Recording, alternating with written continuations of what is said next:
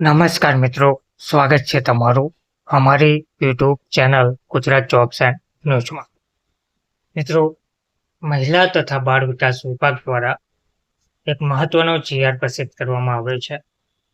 ગુજરાત સરકારના કામકાજના નિયમો 1990ના નિયમ 15 હેઠળ બહાર પાડવામાં આવેલ સૂચનાઓની સૂચના ક 4(1) અન્વયે જુદી જુદી કક્ષાના અધિકારીઓને સત્તા સોંપણી કરવા બાબત આ જીઆર પ્રસિદ્ધ કરવામાં આવી રહ્યો છે, જેમાં જણાવવામાં આવ્યું છે કે ગુજરાત સરકારના કામકાજના નિયમો 1990ના નિયમ 15 હેઠળ બહાર પાડવામાં આવેલ સૂચનાઓની ક 4(1) અનુસાર મહિલા અને બાળ વિકાસ વિભાગને ફાળવવામાં આવેલ વિષયોને લગતા કેસોના સત્તા સોંપણીની તારીખ 22/2/2023ના સામાનકી હુકમ બહાર પાડવામાં આવેલ છે. ઉક્ત ઉપર વંચાણેલ લીધેલ હુકમના પરિશિષ્ટ 1(2) નીચે મુજબના સુધારા વધારા કરવામાં આવે છે તથા તારીખ 22/2/2023ના સમાનાંકી હુકમની અન્ય બાબતો યથાવત રાખવામાં આવી છે.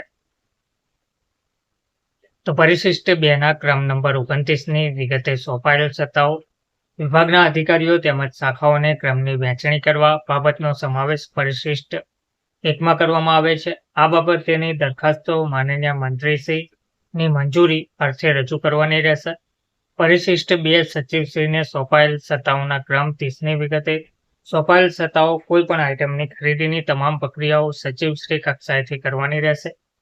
કોઈપણ ખરીદી, તમામ પ્રકારના સાધનો, પુસ્તકો, રમકડા, કોઈપણ પ્રકારની કીટ, સ્ટેશનરી, યંત્ર સામગ્રી, આઇટમ વગેરે ટેન્ડર પ્રક્રિયાથી ખરીદવા અંગેની તમામ બાબતો તે અંગેના દરેક તબક્કે સૈદ્ધાંતિક મંજૂરી ટેન્ડર પ્રક્રિયા એસપીસી મંજૂરી વર્ક ઓર્ડર આખરી હુકમની બાબતે રજૂ કરવાની રહેશે અને 32 વિભાગ હેઠળની તમામ કચેરીના ₹1 કરોડ કે તેથી વધુ રકમના બિલોની ચૂકવણીની વિગતો અંગે માનનીય મંત્રીશ્રીનો પૂર્વ પરામર્શ કરવાનો રહેશે.